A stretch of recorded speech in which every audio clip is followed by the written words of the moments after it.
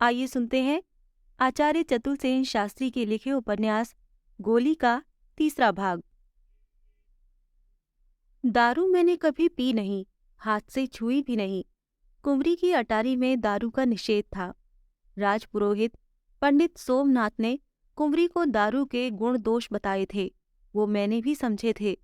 कुंवरी बहुत कोमल, समझदार और एक प्रकार की भावुक स्त्री थी। वो दारू से घृणा करती थी। मेरा मत भी कुंवरी से मिलता था, पर माँ को मैंने दाता को दारू देते देखा था। दाता सदैव माँ के यहाँ आकर दारू नहीं पीते थे। नित्य वो माँ के कमरे में जाते भी नहीं थे। जब आते थे तब बहुत देर बाद केवल सोने के लिए आते थे। उनका आरोगना, दारू पीना, खाना पीना सब बाहर ही होता था। उनके गोले, चाकर ये सब उन्हें बाहर ही जुटाते थे। पर कभी कभी ऐसा भी होता था कि दाता माँ के कमरे में ही दारू पीते, कांसा भी आरोगते और वहीं रात्रि को सोते भी थे। उस दिन माँ को बहुत से नए प्रबंध करने पड़ते। माँ उपटन लगाकर आचूड़ स्नान करती थी, नई पोशाक धारण करती, इत्र फुलैल लगाती थी, बढ़िया पान के बीड़े लगते। माली बहुत सी फूल मालाएं और गजरे लाता था। रसोड़े में विविध पकवान और मांस पकते थे। हम सब उस दिन इन सब तैयारियों में जुटे रहते थे। दारू की बोतलें तीसरे ही पहर में निकालकर बर्फ के नीचे दबा दी जाती थीं। उस दिन दाता भी बड़े ठाठ से माँ के यहाँ आते थे। वो स्नान करके नई पोशाक धारण करते थे। उनके साथ दो चार गोले खवास भी आते थे। मिठाइयाँ, इत्र, फूल मालाएं वो भी लाते थे। उस दिन सूर्यास्त से कुछ पहले ही दाता जनाने में पधार जाते थे। पधारने पर पहरे लग जाते थे। ऊपर चांदनी में जाजिम बिछ जाती, मसनदें लग जाती और भुने हुए मांस प्लेटों में चुन लिए जाते। उस दिन माँ बहुत व्यस्त रहती थीं। व्यस्त हमें भी रहना पड़ता था। पर जब दाता मसनद पर विराजमान हो जाते, तब माँ हमें संकेत करती थी और हमें छुट्टी मिल जाती थी। दाता के गुलाम चाकर भी छंट जाते थे। एक आध पहरे पर हाजिर रहता, एक आध गोली भीतर। यूं दाता माँ के साथ अकेले रहना पसंद करते थे। परंतु इन सब बातों से, इस प्रबंध से मुझे बड़ा कौतूहल था। दारू के विषय में बुराई तो बहुत सुनती थी, पर दारू की इतनी धूमधाम देख मन में होता था, दारू है कोई भारी चीज और वो कैसे पी जाती है, ये देखने जानने की दुर्दम्य लालसा बहुधा मैं मन में दबा नहीं पाती थी। तथा बहुधा छिपकर बहुत रात तक माँ का और दाता का दारू पीना देखती रहती थी। बहुत सी बातें मैं जान गई थी, बहुत सी समझ गई थी। दादा आग्रह करके माँ को दारू पिलाते, उनकी झूठी आप पीते। एक दो पैग पीने पर दोनों की चेष्टाएं बदल जातीं। उनकी बातचीत, भाव भंगिमा, व्यवहार सब छिपकर मैं देखती तो बिना पिए ही मुझे दारू का नशा हो जाता और कलेजा धड़कने लगता। फिर मैं अपनी गुदड़ी में आ पड़ती और सोचा करती कि इसी प्रकार कभी न कभी दारू मुझे भी पिलानी पड़ेगी, किसी न किसी को तो जरूर, पर किसको, मैं ये सोचने लगती थी, पर उत्तर न पाती थी।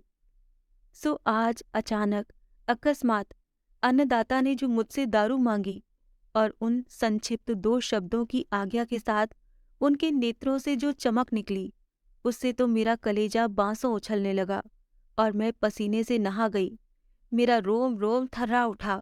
मैंने सोचा, हे राम, आज अभी अन्नदाता को दारू पिलानी होगी। मेरे शरीर के प्रत्येक रोमकूप नेत्र बन गए थे और उन सब चित्रों को मैं विविध रंगों में देख रही थी जो मैंने छिपकर माँ और दादा के दारू आरोगने के समय में देखे थे।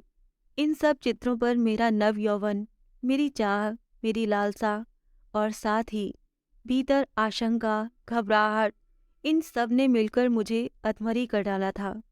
मैं भागी आ रही थी, जैसे सूखा पत्ता आंधी की चपेट में घूमता, पेच खाता उड़ता है। पर मैं जाऊं कहाँ? दारू मुझे कहाँ मिलेगी? कुंवरी की अटारी में तो है नहीं। दाता से कहना संभव नहीं, वहां भीड़ भाड़ में मेरा पहुंचना संभव न था। फिर मुझे वो सब तैयारी भी तो करनी थी जो मैं छिपकर माँ को करते देख चुकी थी। मैंने सोचा, पहले मुझे नहा धोकर पोशाक बदलनी चाहिए। मैं जल्दी जल्दी नहाई। जो बढ़िया से बढ़िया हो सकती थी वो पोशाक पहनी, आंखों में काजल दिया, गालों पर विलायती पाउडर लगाया, माथे पर बिंदी। इत्र मेरे पास था, एक रेशमी बड़ा सा रूमाल भी था। उसे मैंने इत्र से सरोबार कर दिया और बार बार उसे मुंह पर फेरने लगी। 50 बार मैं कांच के सामने खड़ी हुई। न जाने मुझे क्या हो गया था। मैं बौखला गई थी, मेरी मति मारी गई थी। मैं अपना मुंह देखते ना अघाती थी। मुंह की ही क्या बात, मैं तो अपने अंग के एक एक उभार को देख रही थी। अजी देख नहीं रही थी, आंखों में ही नाप तोल कर रही थी। आज तक मैंने न जाना था कि मैं यौवन की देहरी में कदम रख चुकी हूँ। जवानी की कितनी दौलत मेरे पास है, आज पहली बार मैंने देखा। अब आप हंसिए। मैं अपनी उस समूची दौलत को वस्त्रों में लपेटे अपने निपट अनाड़ी पने से उसे राह में बिखेरती गिराती अपनी कोठरी से चली। वहां मैंने कुछ भी न छोड़ा, सब कुछ लाद ले चली और आई माँ के पास। माँ अकेली पलंग पर लेटी थीं। एक खवासिन उनके पैर दबा रही थी। मैंने आते ही घबराहट भरे स्वर में माँ से कहा, माँ, उन्होंने दारू मांगी है। किन्होंने? अन्नदाता ने। माँ ने समझकर कहा, क्या दाता ने? नहीं, अन्नदाता ने, दरबार ने। माँ एकदम चमक कर पलंग पर उठकर बैठ गईं। उन्होंने उत्तेजित स्वर में कहा, क्या कहा? दरबार ने दारू मांगी है तुझसे? हाँ माँ, मेरा मुंह सूख रहा है, कलेजा धड़क रहा है। माँ ने सिर से पैर तक घूर कर मुझे देखा। मैंने जो नया श्रृंगार किया था उस पर उनकी नजर ठहर गई। फिर उसने खवासिन को वहां से चले जाने का संकेत किया। एकांत होने पर उन्होंने धीरे से कहा, तुझे दरबार के दर्शन कहाँ हुए? नजर बाग में। वहां तू क्या करने गई थी? मैंने घबरा कर कहा, मैं मैं मैं यूं ही उधर चली गई थी। अन्नदाता क्या वहां थे? वो नजर बाग में टहल रहे थे। और कोई भी वहां था? नहीं माँ, अकेले दरबार ही थे और वहां कोई नहीं था। ये कितनी देर की बात है? इसी शाम की। माँ ने दीवार की घड़ी पर नजर डाली। 9 बज रहे थे। उन्होंने कहा, अब तो 9 बज रहे हैं। मैंने भी घड़ी की ओर देखा। इतना समय बीत गया, इसका मैंने ध्यान भी नहीं किया था। नहाने धोने श्रृंगार करने में पूरे 3 घंटे बर्बाद हो चुके थे। मैं भय से पीली पड़ गई। माँ ने कहा, मूर्खा, तुझे मुझसे कहना था। वो झपट कर पलंग से उठ खड़ी हुई। खवासिन को आवाज देकर उन्होंने अपनी खास बांधी केसर को तुरंत भेज देने को कहा। कुछ ही देर में केसर आ गई। कोई 25 बरस की छरहरी युवती थी, माँ की पलंगदासी, सुंदरी, चतुर और राज सेवा में दक्ष। केसर के आने से पहले माँ ने धीरे से मुझसे पूछा, कुंवरी से तो नहीं कहा? मैंने कहा, नहीं, कहना नहीं, और होशियार रहना, दरबार को नाराज न कर देना, अकल से काम करना। मैं केसर को तेरे साथ भेजती हूँ, लेकिन वो बाहर ही रहेगी। ये कहकर उन्होंने बर्फ में दबी 2 श्रेष्ठ मेवे की दारू की बोतलें निकालकर तौलिए में लपेटकर मुझे पकड़ा दी और मैंने उन्हें बगल में दबाकर कहा, माँ, इतनी देर जो हो गई, दरबार सो न गए होंगे। ये सब पूछताछ केसर कर लेगी। पर तू क्या दारू देना जानती है? मैंने सिर हिला दिया। माँ ने क्षण भर मुझे नक से शिक तक देखा, फिर झटपट एक तो गहने मेरे कंठ में डाल दिए, एक मोती की लड़ मेरे बालों में खोस दी, आँख का फैला हुआ काजल आंचल से पोंछ दिया, गालों पर फिर पाउडर लगा दिया और कहा, जा, पर घोड़ी की तरह दौड़ न लगाना, जिससे पसीना पसीना हो जाए। कायदे से जा। मैंने डरते हुए कहा, माँ, अन्नदाता गुस्सा करेंगे तब? केसर सब ठीक कर लेगी, जा।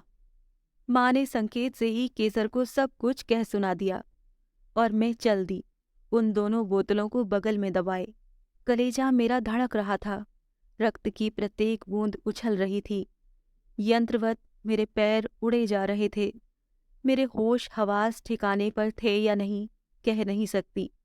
मैं जैसे हवा में उड़ी जा रही थी अथवा गरम तवे पर चल रही थी। ड्योढ़ियों पर पहुंचकर केसर ने ड्योढ़ीदार से बहुत आहिस्ता से कहा, अन्नदाता से अर्ज कर दो, चंपा खिदमत में हाजिर है। ड्योढ़ीदार एक बूढ़ा राजपूत था। उसकी सफ़ेद दाढ़ी हवा में फहरा रही थी। वो सफ़ेद पायजामे पर सफ़ेद अंगा और उस पर उदयपुरी कोट पहने था। पाग भी उसके सफ़ेद थी। बड़ी बड़ी मूछें कान में उलझी थीं। वो तलवार गोद में धरे अपनी विशाल ढाल के सहारे ऊँघ रहा था। केसर का स्वर सुनकर उसने सावधान होकर और मंद स्मित स्वर में नेत्रों से एक विशेष प्रकार का संकेत करते हुए कहा, जाओ भीतर, हुक्म है तुम्हारे लिए, अन्नदाता जाग रहे हैं। द्वार पर मोटा रुईदार पर्दा लटक रहा था। उसने पर्दा उठाकर हमें राह दिखाई। पहले केसर और पीछे उसकी परछाई की भांति, जैसे उसकी पीठ पर चिपकी हुई हो। बिना पद ध्वनि किए मैं भीतर कक्ष में जा पहुंची। राजा के वहां ठहरने से पहले मैं उस कमरे को देख आई थी। तब उसकी सजावट हो रही थी। अन्नदाता पलंग पर बौढ़े थे। एक हल्के पीले रंग की रेशमी रजाई उनके पैरों पर पड़ी थी और दो चार तकियों के सहारे कुछ उठे हुए वो किसी अंग्रेजी पत्रिका के चित्र देख रहे थे। गंगा जमनी काम का आदमी के कद के बराबर पेजवान पास रखा था और उसमें से खमीरी तंबाकू की मस्त सुगंध उठकर कमरे में महक रही थी। एक गोला युवक उनके पैर दबा रहा था और बूढ़ा चाकर हाथ बांधे एक कोने में खड़ा था। अन्नदाता थोड़ी देर में पेचवान का कश लेकर छत की ओर धुएं का बवंडर छोड़ देते थे। कमरे में सन्नाटा था और दीवार की घड़ी की खट खट मुझे अपने ही हृदय की धड़कन सी लग रही थी। पलंग के पायताने पर कुछ कंबल, कुछ धुस्से करीने से तह किए गए थे। खिड़कियों पर गुलाबी छींट के पर्दे पड़े थे और उनके पास पुष्पघरों में ताजे फूलों के गुलदस्ते सजे थे। पलंग के नीचे चांदी की बड़ी चिलमनी पर सुगंधित घास करीने में बिछी थी। कभी कभार दरबार उसमें खांस खकार लेते थे।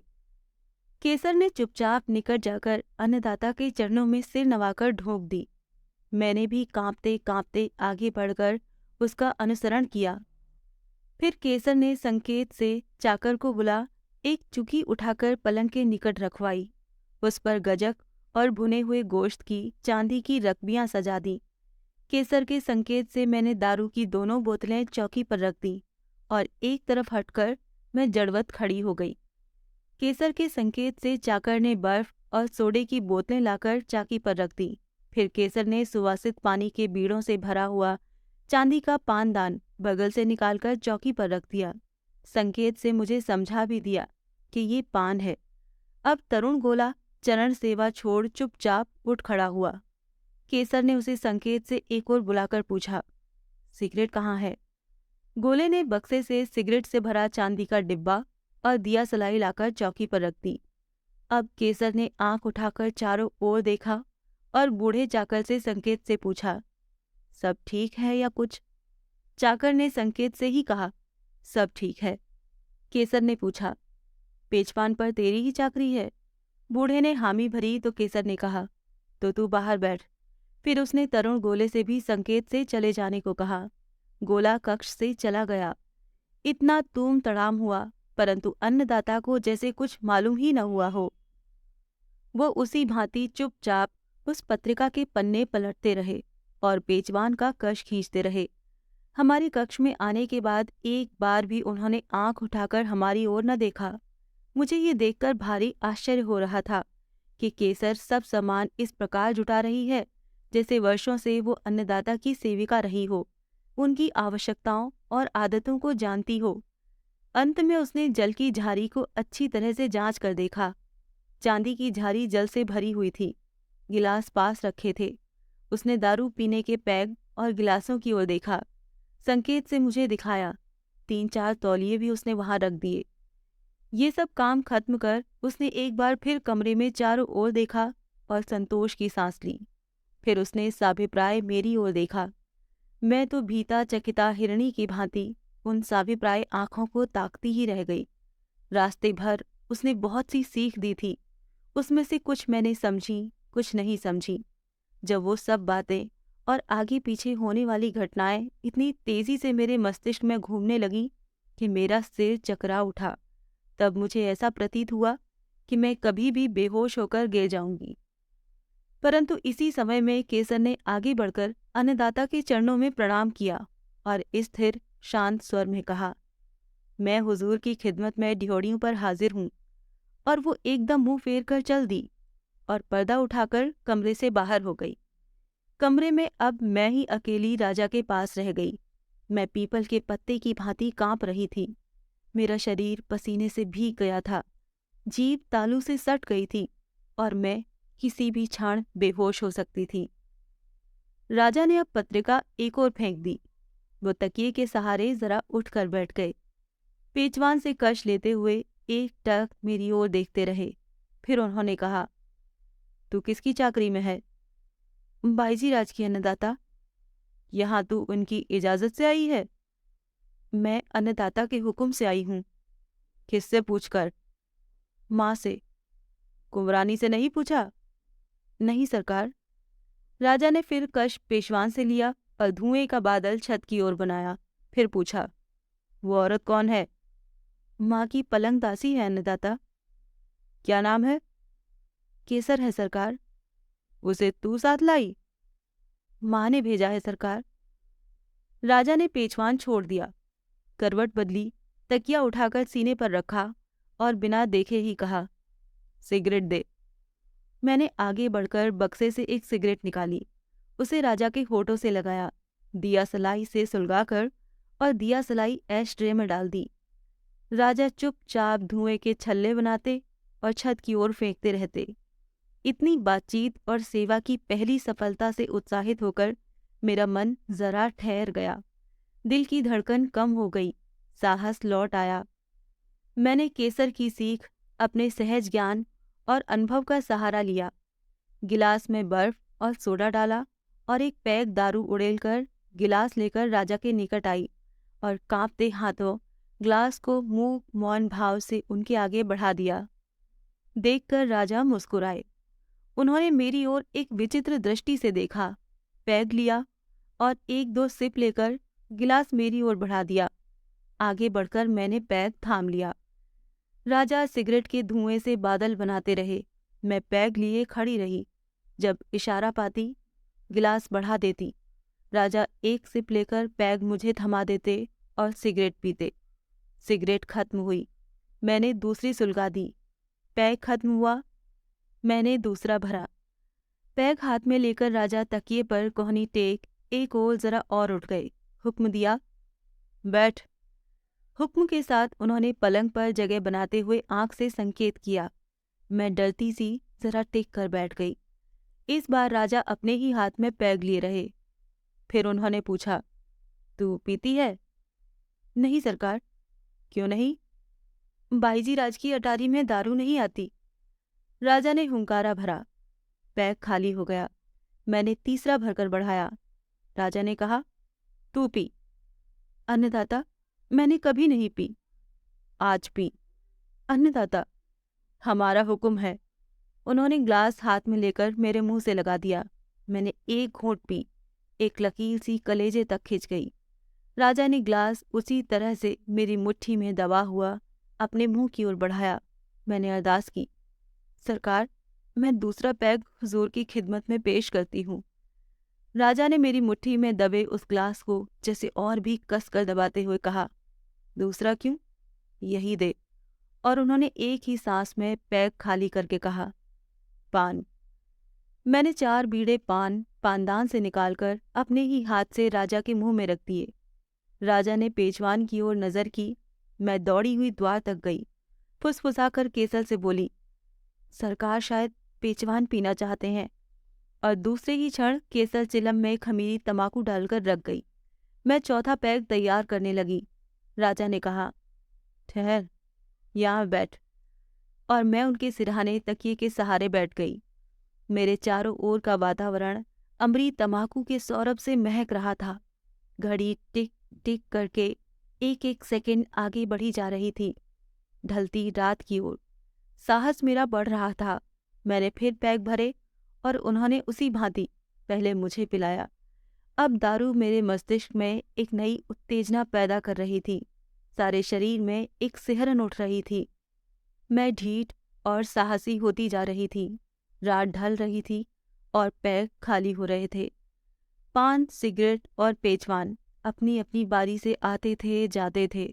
उस एक ही रात के कुछ ही क्षणों में जैसे मैं जन्म जन्म की पलंग सेविका बन गई थी।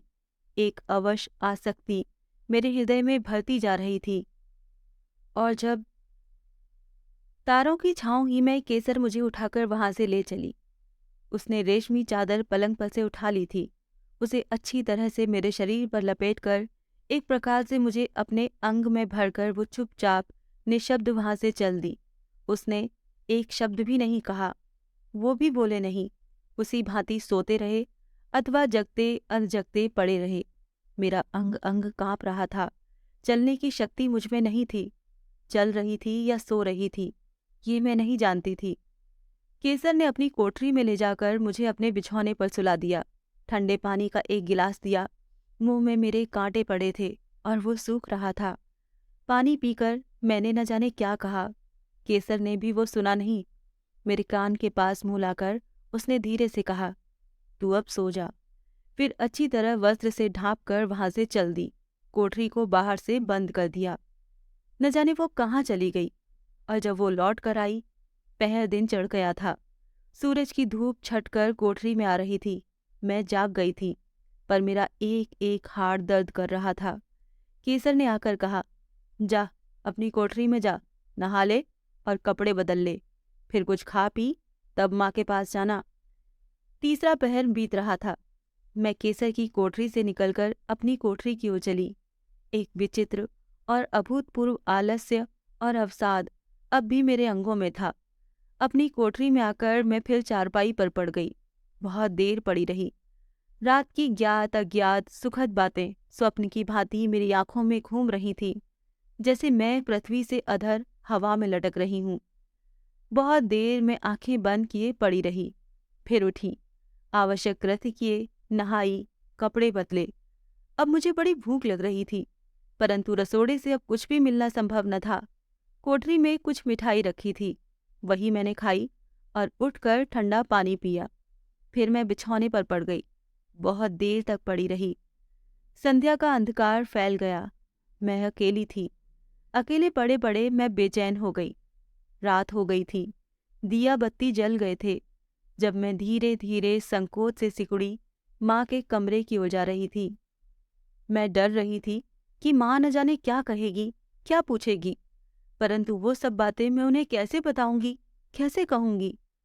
माँ ने मुझे देखकर कुछ नहीं कहा, न ही कुछ पूछा। उसने विचित्र दृष्टि से मेरी ओर देखा। उनके होठों पर एक मीठी स्निग्ध रेखा और नेत्रों में संतोष की झलक थी। उनकी उस दृष्टि को देख मैं कुछ ऐसी लजाई कि दौड़कर उनकी गोद में मैंने अपना मुंह छिपा लिया। माँ ने सिर पर दोनों हाथ रखकर मुझे अपनी छाती से लगा लिया। ऐसा प्यार और संरक्षण मैंने आज से प्रथम माँ से नहीं पाया था। बड़ी देर तक मैं उसी तरह माँ के वक्ष में मुंह छिपाई खड़ी रही। जब मैंने मुंह उठाया तब देखा माँ का मुंह आंसुओं से भीगा हुआ है। उन्होंने आहिस्ता से मुझे अपने वक्ष से अलग किया और कहा, अन्नदाता ने पसाव भेजा है। सुनकर मैंने माँ के मुंह की ओर देखा। मैंने देखा उनकी दृष्टि सामने चौकी पर रखे पीले कपड़े से ढांपे हुए एक बड़े से ढेर पर लगी है। मैंने भी उसी ओर नजर उठाई। कौतूहल और उत्सुकता से मैंने जाकर उस ढेर का वस्त्र हटाया। देखकर मेरी आंखें चौंधिया गईं। एक भारी जोड़ा था, जैसा कुंवरी पहनती थी। कुछ जड़ाऊ गहने थे, ढेर सोने की मोहरें थीं, मिठाई और मेवे के थाल थे। ये सब इतनी चीजें किसके लिए आई हैं? मैंने माँ से आंखों ही आंखों में प्रश्न किया। माँ ने अभिप्राय समझकर मुस्कुराकर कहा, ये महाराज श्री ने तेरे लिए पसाव भेजा है। मेरे लिए? मेरे मुंह से टूटे फूटे शब्द निकले। आंखें फाड़ फाड़ कर मैं उन सब चीजों को देखने लगी। अपने जीवन में मैंने इतनी चीजें कभी नहीं देखी थी। वो सब क्या मेरे लिए हैं? मेरे लिए? मैं आनंद से विहल हो गई। मेरा कलेजा उछलने लगा और मैंने परेशान होकर माँ की ओर देखा। माँ ने कहा, वो जोड़ा पहन। मेरा मुंह सूख गया। क्या? मैं? कांपते हाथों से मैंने जोड़ा छुआ। इसी समय केसर आ गई। वो सीधी मेरे पास आई। अपने हाथों से उसने मुझे जोड़ा पहनाया। सब गहने सराह सराह कर पहनाए। फिर मिठाई से भरा थाल मेरे सामने रखकर कहा, खाओ रानी जी। मैं लजा गई। मैंने केसर की गोद में मुंह छिपा लिया। मेरी आंखों में आंसू उमड़ आए। केसर ने हंसकर मेरे मुंह में मिठाई ठूंस दी। उसने न जाने क्या क्या कहा। वो सब समझने की, सुनने की परिस्थिति में मैं उस समय नहीं थी। मैं उसी भांति केसर की गोद में पड़ी ये सोचती रही कि आज मुझे फिर उस शयन कक्ष में ले जाया जाएगा या नहीं। भय, उल्लास, उद्वेग और लाज से मैं अभिभूत हो रही थी। माँ और केसर धीरे धीरे मेरे ही संबंध में बातें कर रही थीं। इसी समय केसर ने कहा, अन्नदाता चले गए। जाते समय जुहार करने मैं गई थी। महाराज ने मुझे ये पंचलड़ी और 5 अशर्फियां इनाम में दी। अन्नदाता चले गए? न जाने क्यों मेरे कान में ये वाक्य बंदूक की गोली की भांति लगा। मैंने मुंह उठाकर केसर की ओर देखा। केसर ने एक बार मुझे देखा। अपनी गोद में मुझे खींचकर वो उसी भांति माँ से मेरे और अन्नदाता के नए संबंध और भावी परिस्थितियों के अनुमान तथा संभावित परिणामों की चर्चा करने लगी। उन सब बातों को मैं अपने दोनों कानों से नहीं, अपने संपूर्ण रोम कूपों से सुन रही थी। इसी समय माँ ने कहा, खड़ी हो, देखूं जोड़ा ठीक नाप में बैठा है या नहीं। मैं खड़ी हुई। माँ ने और केसर ने मेरे चारों ओर घूम फिर कर देखा, संतोष प्रकट किया। फिर केसर ने मुझे माँ के आदमकद शीशे के सामने ला खड़ा किया। उस जोड़े और जड़ाऊ गहनों में अपना नवल रूप देख मैं पागल हो गई। लज्जा और आनंद और भावातिरेक से बौखलाकर माँ के पलंग पर मुंह छिपकर औंधी पड़ी रही। इससे आगे की कहानी जानने के लिए सुनिए गोली का अगला भाग।